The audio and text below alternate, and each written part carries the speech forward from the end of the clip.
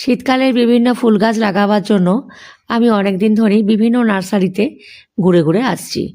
তো তার মধ্যে আজকে চলে এসেছি এই নার্সারিটায়।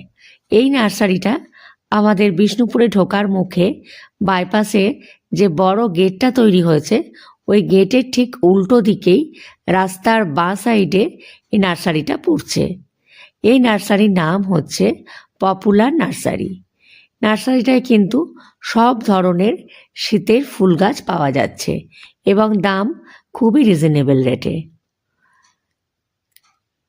এছাড়াও বিভিন্ন ধরনের নামি দামি জানা অজানা সব রকমের ফুল গাছই রয়েছে, অনেক গোলাপ গাছও রয়েছে। আমি আজকে এখান থেকে অনেকগুলোই গাছ কিনবো বলে ঠিক করে এসেছি। আর এই হচ্ছে দাদা আর বৌদি, এরাই এই ছোট বাড়িটাতে থাকে আর এখানেই দেখাশোনা করে। এই বাড়িটাকে দেখে কিন্তু আমার বেশ ভালো লাগলো। মনে হচ্ছে যেন পাহাড়ি জায়গায় সে যেমন বাড়িগুলো হয় ঠিক সেরকম।